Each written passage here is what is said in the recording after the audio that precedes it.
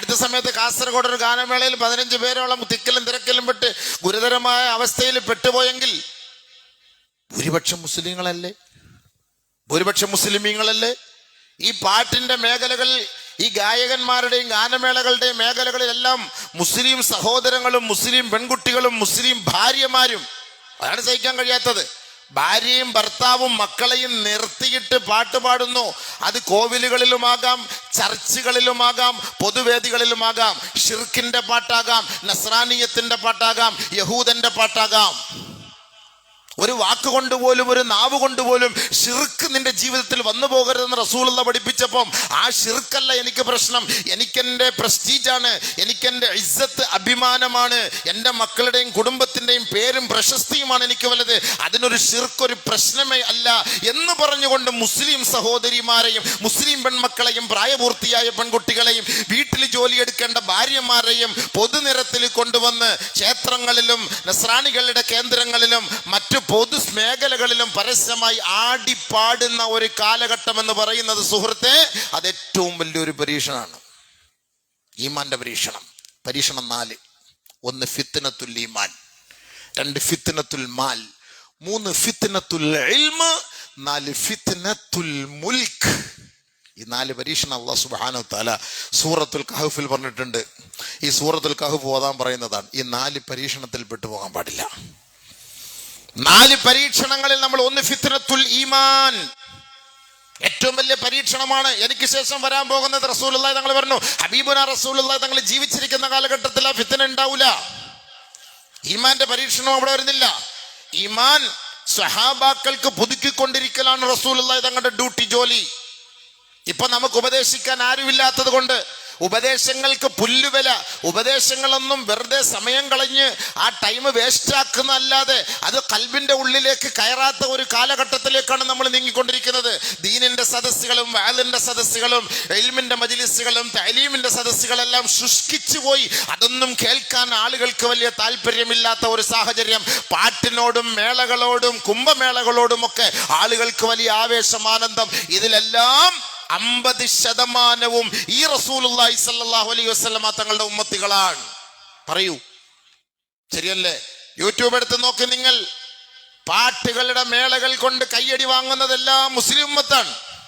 നമ്മുടെ കുഞ്ഞുമക്കൾ, നല്ല നിലയിൽ ഖുർആൻ പാരായണം ചെയ്യാൻ അറിയാവുന്ന പെൺമക്കൾ, ആ പെൺമക്കളെ കൊണ്ടുപോയി എല്ലാ പാട്ടുകളും, ഏത് കർണാടക സംഗീതം പോലും, പടച്ച റബ്ബേ, നമ്മുടെ വായിൽ പോലും വരാത്ത പല പല പാട്ടുകൾ പോലും ആ കുഞ്ഞുമക്കൾ കാണാതെ ഈ ഉപ്പമാരും ഉമ്മമാരും ഈ മക്കളെ പഠിപ്പിച്ച് ശിർക്കിന്റെ കുഫറിന്റെ കോട്ടയിലേക്ക് ഇവർക്ക് ലൈസൻസ് കൊടുത്തു വിടുകയല്ലേ? ഈ വാപ്പാക്ക് അല്പമെങ്കിലും ഒരു ഖേദമുണ്ടോ?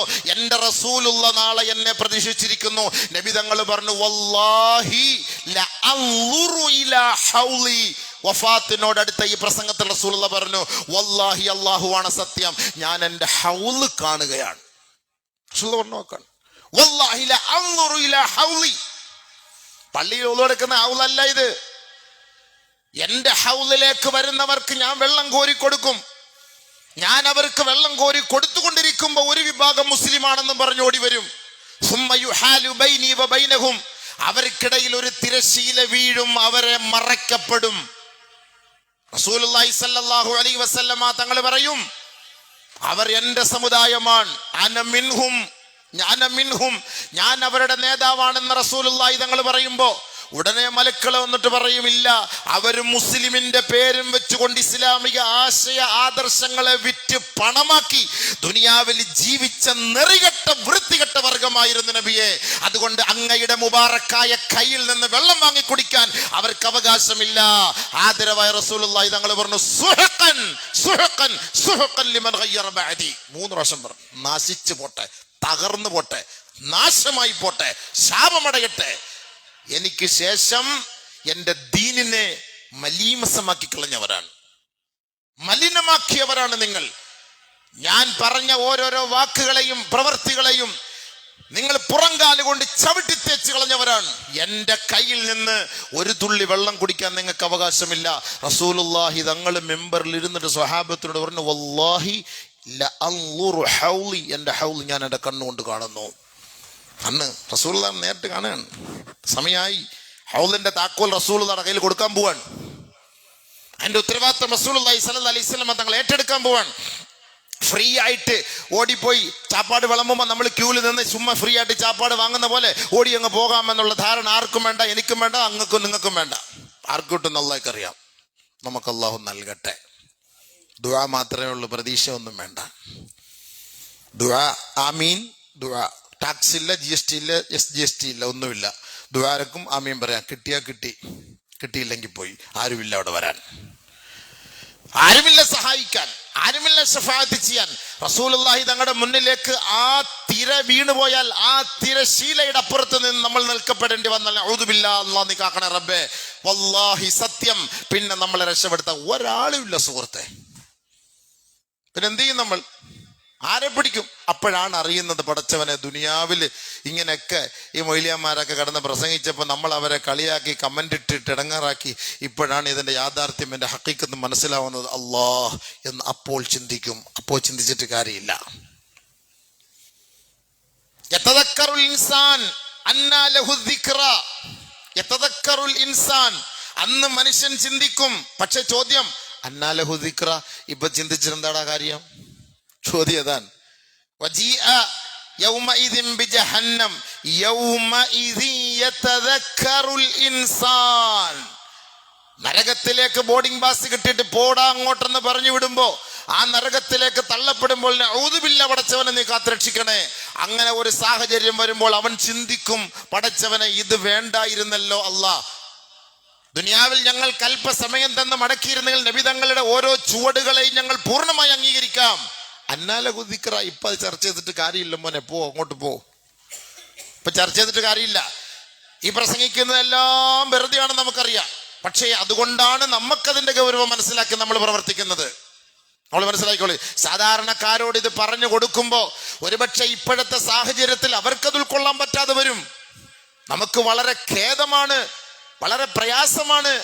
നബി തങ്ങൾ പറഞ്ഞു, എനിക്ക് ശേഷം ഫിത്തനകൾ ഉണ്ടാകുമ്പോൾ ഈ ദുനിയാവിൽ ദീനിന്റെ നാടുകളിൽ, ദീനിന്റെ സ്ഥലങ്ങളിലെല്ലാം ഫിത്തനകളും ഫസാദുകളും കൊണ്ട് നിറയുമ്പോൾ അള്ളാഹുവിനെ ഭയപ്പെടുന്നവർ യദൂബു ഖൽബുൽ മുഅ്മിനി കൽ മിൽഹി ഫിൽ മാ, അവർക്ക് ഒന്നും സംസാരിക്കാൻ കഴിയാതെ അവരുടെ കൽബ് ഉരുകി ഉരുകി ഉരുകി ഉപ്പ് വെള്ളത്തിലിട്ടാൽ ഉരുകുന്നത് പോലെ അവരുടെ ഹൃദയങ്ങൾ ഉരുകിക്കൊണ്ടിരിക്കുകയല്ലാതെ അവർക്ക് ഖമാ എന്നൊരക്ഷരം മിണ്ടാൻ പറ്റാത്ത ഒരു കാലം വരും. അത് ഏറ്റവും വലിയ പരീക്ഷണമായിരിക്കും സഹാബ. ശരിയല്ലേ? ശരിയല്ലേ?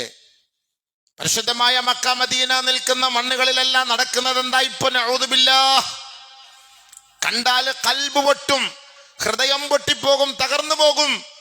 ഇസ്ലാമിക പാരമ്പര്യവും ഇസ്ലാമിക സംസ്കാരവും ഉണ്ടായിരുന്ന മണ്ണുകളിൽ അനിസ്ലാമികമായ സംസ്കാരങ്ങൾ കടന്നുകൂടുകയും നഊദു ബില്ലാഹ് പരിശുദ്ധമായ മദീന മുനവ്വറയിൽ നിൽക്കുമ്പോൾ മദീന പള്ളിയുടെ പരിസരത്ത് നിക്കറിട്ട് നസ്രാണി വർഗങ്ങൾ കയറി കയറുന്ന ഒരു രംഗം കാണുമ്പോ പറയാൻ പറ്റുമോ? മിണ്ടാൻ പറ്റുമോ? ഇല്ല. പിന്നെ ആ കിടക്കുന്ന റസൂലുള്ള പറഞ്ഞിട്ടുണ്ട്, യദൂബു ഖൽബുൽ മുഅ്മിൻ, ആ മുഅ്മിന്റെ ഹൃദയം അലിയുകയാണ് വേദന കൊണ്ട്. സഹിക്കാൻ കഴിയുന്നില്ല ഇത് കാണാൻ. ഇത് കാണാൻ നമ്മളെ കൊണ്ട് സഹിക്കാൻ കഴിയില്ല.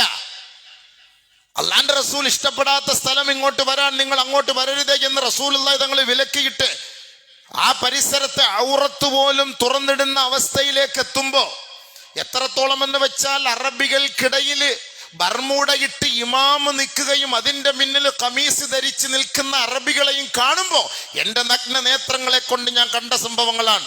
റസൂലുള്ളാഹി സ്വല്ലല്ലാഹി അലൈഹി വസല്ലം തങ്ങൾ ഇന്ന് ജീവിച്ചിരിപ്പുണ്ടായിരുന്നെങ്കിൽ അന്ന് കൽബ് പൊട്ടി മരിക്കുമായിരുന്നത് കണ്ടാല്. ഒരു ഇമാം എന്ന് പറയുമ്പോൾ ആ ഇമാമിന്റെ ക്വാളിറ്റികളെ കുറിച്ച് ഇസ്ലാം പഠിപ്പിക്കുന്നുണ്ട്. അതൊന്നും ഇപ്പോ ഒരു ചർച്ചയല്ല. പാശ്ചാത്യന്മാരെ പോലെ എന്റെ സമുദായം അതപ്പതിക്കും എത്രത്തോളം? ഇഞ്ചോട് ഇഞ്ച് ചാണോടിച്ചാൻ എന്റെ സമുദായം പാശ്ചാത്യന്മാരെ പിൻപറ്റാതെ ലോകമസ്തമിക്കുള്ള സഹാബ എന്ന് റസൂലുള്ളാഹി തങ്ങൾ പറഞ്ഞത്. ഇന്ന് നിങ്ങൾ ആ മണ്ണിൽ പോയാൽ നിങ്ങളുടെ നഗ്ന നേത്രങ്ങളെ കൊണ്ട് കാണാം. പാശ്ചാത്യന്മാരുടെ ബർമുട ഇട്ടിട്ട് പള്ളിയിൽ കയറി നമസ്കരിക്കുന്നു. മുട്ടിന് മുകളിൽ ആ ബർമുട പൊങ്ങി നിൽക്കുന്നത് എന്റെ കണ്ണുകൊണ്ട് ഞാൻ ഈ അടുത്ത സമയത്ത് കണ്ടെങ്കിൽ അള്ളാന്റെ റസൂലിന്റെ ഹദീസിലേക്കാണ് ഞാൻ പെട്ടെന്ന് ചിന്തിച്ചത്. നബിയേ, അങ്ങ് പറഞ്ഞത് ഇവിടെ യാഥാർത്ഥ്യമായി. പ്രതീക്ഷിച്ചോളി എപ്പോഴാ മോളി നിടിഞ്ഞു വീഴാൻ പോണെന്നുള്ളത്. നഊദു ബില്ലാഹ് കാത്തിരക്ഷിക്കട്ടെ. കാലങ്ങൾ അങ്ങനെയായി. ശുരിബത്തുൽ ഖുമൂർ, മദ്യം വിളമ്പപ്പെടുന്ന ഒരു കാലം വരും എന്ന് പറഞ്ഞെങ്കിൽ നഊദു ബില്ലാഹ് പറയാം, നമ്മുടെ ഖൽബ് അനുവദിക്കുന്നില്ല, പറയാൻ നമ്മളെ കൊണ്ട് കഴിയുന്നില്ല. സുഹൃത്തുക്കളെ, സഹോദരങ്ങളെ, കഞ്ചാവിന്റെ അഡിക്റ്റായി നമ്മുടെ മക്കൾ മുഴുവനും കഞ്ചാവ് കച്ചവടത്തിന്റെ പിന്നാലെ പോയപ്പോ റസൂലുള്ളാഹി തങ്ങൾ പറഞ്ഞ പല പേരിലും അത് അറിയപ്പെടും, ചോക്ലേറ്റ് മോഡലിൽ വരെ അത് എത്തുമെന്ന് ഒരു കാലഘട്ടത്തിൽ നബിയുന റസൂലുള്ളാഹി തങ്ങൾ വഫാത്തിന് അടുത്ത സമയത്തെല്ലാം പറഞ്ഞപ്പോ നമുക്കതെല്ലാം ഒരു പുച്ഛമായി തോന്നിയെങ്കിൽ ഈ 21-ാം നൂറ്റാണ്ടിൽ നമ്മളെല്ലാം ആ ആദരവായ റസൂലുള്ളാഹി തങ്ങൾ പറഞ്ഞത് യാഥാർത്ഥ്യമാണ് എന്ന് അല്പമെങ്കിലും ബോധമുള്ളവന് മനസ്സിലാവൂലേ? വലിയ കാര്യം. ചിന്തിച്ചു നോക്കി. എല്ലാത്തിലും നമ്മുടെ കൗമാണ്, നമ്മളെയാണ് ഏറ്റവും കൂടുതൽ സംസ്കരിച്ചെടുത്തത്. റസൂലുള്ളാഹി സ്വല്ലല്ലാഹു അലൈഹി വസല്ലമ തങ്ങൾ ഈ ലോകത്തേക്ക് വന്നത് നമ്മളെ സംസ്കരിക്കാനാണ്. സംസ്കാര ശൂന്യരായ ഒരു സമൂഹത്തിന്റെ ഇടയിലേക്കാണ് റസൂലുള്ളാഹി തങ്ങളെ ഇറക്കി വിട്ടത്. ഇന്നി ബുഇസ്തു മകാരിമൽ അഖ്ലാഖ്, സദ്ഗുണ സമ്പന്നനായിട്ട് എന്നെ എൻ്റെ അള്ളാഹു ഈ ദുനിയാവിലേക്ക് അയച്ചെങ്കിൽ എന്താണ് സംസ്കാരമെന്നും സ്വഭാവമെന്നും പഠിപ്പിക്കാനും ഞാൻ പഠിപ്പിക്കുക മാത്രമല്ല ചെയ്തത്, ഞാനത് പ്രവർത്തിച്ച് കാണിച്ച് തരിക കൂടിയാണ് ഞാൻ ചെയ്യുന്നത് എന്ന് റസൂലുള്ളാഹി സ്വല്ലല്ലാഹു അലൈഹി വസല്ലമ തങ്ങൾ പഠിപ്പിച്ചു കൊടുത്തു, കാണിച്ചു കൊടുത്തു. പക്ഷെ നമ്മളെല്ലാം ഇന്ന് അതിന് വിപരീതമായിട്ടല്ലേ ഈ ഉമ്മത്ത് ചെയ്യുന്നത് മൊത്തം. അതുകൊണ്ടാണ് റസൂലുള്ളാഹി പറഞ്ഞത്, കൊടും ഇരുട്ടുപോലെ വലിയ വലിയ പരീക്ഷണങ്ങളെ നേരിടാൻ എൻ്റെ സ്വഹാബത്തെ നിങ്ങൾ തയ്യാറായിരുന്നു കൊള്ളുക. വലിയ പരീക്ഷണങ്ങൾ എനിക്ക് ശേഷം വരാൻ പോവുകയാണ്. വലിയ ഒരു പ്രഭാഷണം ആ മയ്യത്തുകളെ സാക്ഷ്യപ്പെടുത്തി, ആ മഖ്ബറകളിൽ കിടക്കുന്നവരെ സാക്ഷ്യപ്പെടുത്തി, ജീവിച്ചിരിക്കുന്ന അടുത്ത് നിൽക്കുന്ന സ്വഹാബത്തിനെ സാക്ഷ്യപ്പെടുത്തി ആദരവായ റസൂലുള്ളാഹി തങ്ങൾ ബശറഹും, അവർക്കൊരു സന്തോഷ വാർത്ത അറിയിച്ചു. ആ വഫാത്തായി കിടക്കുന്നവർക്ക് ഖായിലൻ പറഞ്ഞു, ഇന്നാ ബിക്കും ലലാഹിഖൂൻ, ഞാൻ ഉടനെ നിങ്ങളുടെ അടുത്തെത്തും, ഞാൻ നിങ്ങളുടെ കൂടെ ഉണ്ടാ, ഉടനെ വരും ഞാൻ കേട്ടോ. അങ്ങോട്ട് പറയാൻ നമ്മുടെ വാപ്പാടെ ഉമ്മാടെ ഖബറിന്റെ അരികിലേക്ക് പോയിട്ട് വെള്ളം ഒഴിച്ചു കൊടുത്തിട്ട് ഖബർ വൃത്തിയാക്കിയിട്ടിട്ട് കാര്യമില്ല. വാപ്പാ അസ്സലാമു അലൈക യാ ബി, ഇൻഷാ അല്ലാഹു അന്നീ ബിക്കും ലാഹിഖൂൻ, ഞാൻ വാപ്പാടെ കൂടെ ഉടനെ വരും. ഇത് നമ്മുടെ ഹൃദയത്തിൽ പിടിച്ചുലക്കാൻ പഠിപ്പിച്ചരികയാണ്. മയ്യത്തിന് കുഴിയെടുത്ത് കൊണ്ടുപോയി ഖബറടക്കി, ഇതല്ല. നാളെ ആ ഖബറിന്റെ അരികിൽ പോയിരുന്നിട്ട്, അല്ലെങ്കിൽ ആ ഖബർസ്ഥാൻ കാണുമ്പോൾ, ബസ്സിലൂടെ യാത്ര ചെയ്യുമ്പോഴും കാറിലൂടെ യാത്ര ചെയ്യുമ്പോൾ ഏതെങ്കിലും പള്ളിയുടെ ഖബർസ്ഥാൻ കാണുമ്പോൾ അസ്സലാമു അലൈക്കും ദാര ഖൗമിൽ മുഅ്മിനീൻ വ ഇന്നാ ഇൻഷാ അല്ലാഹു ബിക്കും ലാഹിഖൂൻ, അല്ലാഹു നിങ്ങൾക്ക് ശാന്തി സമാധാനം തരട്ടെ, അല്ലാഹു ഉദ്ദേശിച്ചാൽ ഞാൻ ഉടൻ നിങ്ങളോടൊപ്പം എത്തും. ഇന്ന് ഞാൻ നാളെ നീ, ക്രിസ്ത്യാനികളുടെ സന്തൂക്കിൽ എഴുതി വെച്ചിട്ടില്ലേ എന്ന പോലെ, ഇന്ന് ഞാൻ നാളെ നീ. ഇത് നേരത്തെ റസൂലുള്ളാഹി സ്വല്ലല്ലാഹു അലൈഹി വസല്ലമ തങ്ങൾ നമുക്ക് പഠിപ്പിച്ചു തന്നു. റസൂലുള്ളാഹി തങ്ങളുടെ വഫാത്തിനോടടുത്ത് ഹബീബുന റസൂലുള്ളാഹി തങ്ങൾ ആ മഖ്ബറയുടെ മുന്നിൽ പോയി നിന്ന് സഹാബാക്കൾക്ക് സലാം ചൊല്ലുമ്പോൾ എല്ലാ ഉപദേശ നിർദ്ദേശങ്ങളും ഒക്കെ നടത്തിയിട്ട് ആദരവായ റസൂലുള്ളാഹി സ്വല്ലല്ലാഹു അലൈഹി വസല്ലമ തങ്ങൾ പറഞ്ഞത് വബശറഹും എന്നാ പറഞ്ഞത്, അവർക്ക് സന്തോഷ വാർത്ത. ആർക്ക്? റസൂലുള്ളാഹിക്ക് മുമ്പ് പോയവർക്ക് ഞങ്ങളുടെ നബി ഞങ്ങളിലേക്ക് വരെ സന്തോഷ വാർത്ത. റസൂലുള്ളാഹി തങ്ങൾ വഫാത്താകുന്ന സമയത്ത് മോള് ഫാത്തിമ കരഞ്ഞപ്പോ, ഭയങ്കരമായ നിലയിൽ കരഞ്ഞപ്പോ റസൂലുള്ളാഹി സ്വല്ലല്ലാഹു അലൈഹി വസല്ലമ തങ്ങൾ അടുത്ത് വിളിച്ചു പറഞ്ഞു, മോളെ വാ, നീ എന്തിനാ കരയുന്നത്? ചെവിയിൽ ഒരു കിന്നാരം പറഞ്ഞു കൊടുത്തു. നബിയുനാ റസൂലുള്ളാഹി സ്വല്ലല്ലാഹു അലൈഹി വസല്ലമ തങ്ങളുടെ ആ സിർ, ആ രഹസ്യം കേട്ടപ്പോ പൊന്നുമോള് ഫാത്തിമ, കരഞ്ഞുകൊണ്ടിരുന്ന ഫാത്തിമ പെട്ടെന്ന് ചിരിച്ചു. ആയിഷ റളിയല്ലാഹു തആല നബിയുനാ റസൂലുള്ളാഹി തങ്ങളുടെ വഫാത്തിന് ശേഷം ചോദിച്ചു, അല്ല ഫാത്തിമ, നീ കരഞ്ഞ് കരഞ്ഞ് നിറ കണ്ണുകളോടുകൂടി നിന്റെ ഉപ്പാന്റെ അരികിൽ ഇരുന്നപ്പോ നിന്നെ പെട്ടെന്ന് ചേർത്ത് പിടിച്ചിട്ട് എന്തോ ഒരു കിന്നാരം പറഞ്ഞ് നീ പെട്ടെന്ന് ചിരിച്ചല്ലോ ആയിഷ. അത് എൻ്റെ ഒപ്പ പറഞ്ഞു, എനിക്ക് ശേഷം തൊട്ടടുത്ത് നീ തന്നെ വരുമെന്ന്. എനിക്ക് ഭയങ്കര സന്തോഷമായി. ഇത്ര വലിയ സന്തോഷ. ഒരാൾ മരിച്ചുപോയി, പാപ്പ മോൻ ഉടനെ വരികയാണ്. നമ്മൾ ധരിച്ചു അത്ത അമ്മ അക്ക മരിച്ച് തീർന്ന്, അതാ അവിടെ ഒന്നുമില്ല. കുഴിവെട്ട് ബഷീർ എല്ലാം പറക്കിയെടുക്കുമ്പോൾ എല്ലാം മുട്ടുമെടുത്ത് അവിടെ വെക്കുന്നതെന്നല്ലാതെ അവിടെ വാപ്പായും കാണാനില്ല, ഉമ്മായും കാണാനില്ല, കെട്ടിയോളെയും കാണാനില്ല, കെട്ടിയോനെയും കാണാനില്ല, അളിയനെയും കാണാനില്ല, മച്ചമ്പിയും കാണാനില്ല. കുറെ എല്ലാം എടുത്ത് ഇപ്പുറത്തെ വിടും, കുറച്ച് കഴിഞ്ഞ് അത് എടുത്ത് വിടും, അവിടെ പുതിയത് വെക്കും. 10 വർഷം കഴിയുമ്പോൾ അത് എടുത്ത് ഇങ്ങോട്ട് വെക്കും, അവിടെ ഒന്നും കാണാനില്ല. സ്വാഭാവികം. റസൂലുള്ളാഹി സ്വല്ലല്ലാഹു അലൈഹി വസല്ലം തങ്ങൾ, മോളെ നീ കരയരുത്, എനിക്ക് ശേഷം ഉടനെ നീ തന്നെ വരും എന്നോടൊപ്പം, ഉപ്പയോടൊപ്പം. നബീന റസൂലുള്ളാഹി സ്വല്ലല്ലാഹു അലൈഹി വസല്ലം തങ്ങൾ അത് നമുക്ക് പഠിപ്പിച്ചു തന്നിട്ടില്ലേ? നിങ്ങൾ മരണപ്പെട്ടു പോകുമ്പോൾ നേരത്തെ പോകുന്ന ചിലപ്പോൾ ഉപ്പയായിരിക്കും, പിന്നീട് പോകുന്നത് മക്കളായിരിക്കും. അവർ സ്വാലിഹ്യങ്ങളാണ്, നല്ലവരാണെങ്കിൽ അവരുടെ റൂഹുകൾ തമ്മിൽ ഖബർ മുതൽ മഹ്ശർ വരെ അവർ സംഗമിക്കും. വഹും യതസാവറൂന ഫിൽ ഖുബൂർ, അവർ ഖബറുകളിൽ സംഗമിക്കുമെന്ന് ആദരവായ റസൂലുള്ളാഹി തങ്ങൾ പറഞ്ഞത് വെറുതെയാ? റസൂൽ തങ്ങൾ പറഞ്ഞല്ലേ ഇതൊക്കെ. ആർക്കെങ്കിലും അംഗീകരിക്കാതിരിക്കാൻ പറ്റുമോ? അംഗീകരിക്കാതിരുന്ന ഈമാൻ നഷ്ടപ്പെടുന്ന മക്കളല്ലേ. ഹൽ യതസാവറൂൻ, സഹാബാക്കൾ അത്ഭുതത്തോടു കൂടി ചോദിച്ചു, അങ്ങനെയൊക്കെ നമ്മുടെ മരിച്ചുപോയ മുൻഗാമികളെ പിന്നീട് കാണാൻ പറ്റുമോ നബിയെ? അവരെ കണ്ടുമുട്ടാൻ പറ്റുമോ? സന്ധിക്കാൻ കഴിയുമോ എന്നൊക്കെ ചോദിച്ചപ്പം നഅം, അവർ മുഅ്മിനീങ്ങളാണെങ്കിൽ, ഈമാനുള്ളവരാണെങ്കിൽ, വിശ്വാസമുള്ളവരാണെങ്കിൽ തീർച്ചയായിട്ടും അവരെ കണ്ടുമുട്ടാൻ കഴിയുമെന്ന് ആദരവായ ഷഫിയ റസൂലുള്ളാഹി. മനസ്സിലായില്ലേ? ഇപ്പൊ ഫിത്നകൾ ഉണ്ടാവും റസൂൽ പറഞ്ഞത് തുടങ്ങിക്കഴിഞ്ഞു. ഫിത്നകളൊക്കെ ഈ കാണുന്നതും ഈ NRCയും ഇത് SIR ഇതെല്ലാം ഫിത്നകളിൽ പെട്ടതാണ്. റസൂൽ തങ്ങളുടെ ഫിത്നയിൽ പെട്ടതാണ്. 4 ഫിത്നകളാണ് മെയിൻ ആയിട്ട് ഖുർആൻ പ്രഖ്യാപിക്കുന്നത്. അതിനാണ് സൂറത്തുൽ കഹ്ഫിലെ 4 സംഭവം നമുക്ക് പഠിപ്പിച്ചിരുന്ന നബി തങ്ങൾ. ഒന്ന് ഫിത്നത്തുൽ ഈമാൻ, ഈമാന്റെ പ്രശ്നം, ഈമാന്റെ ഫിത്ന, സൂറത്തുൽ കഹ്ഫ്. അതിനാണ് ഓതാൻ പറഞ്ഞത്. കഹ്ഫ് എന്താന്ന് പോലും നമുക്കറിയില്ല. 2 ഈ ഫിത്നത്തുൽ മാൽ, സാമ്പത്തികമായ പ്രശ്നം. 3 ഫിത്നത്തുൽ ഇൽമ്, ഇൽമ് അറിവ്. ഞാനാണ്, എന്നെക്കാളും വലിയ അറിവ് ആരടാ? ഞാൻ വലിയ ആലിമല്ലേ, എന്നോട് ചോദിക്കാൻ നീ എന്തിനു ചെയ്തത്?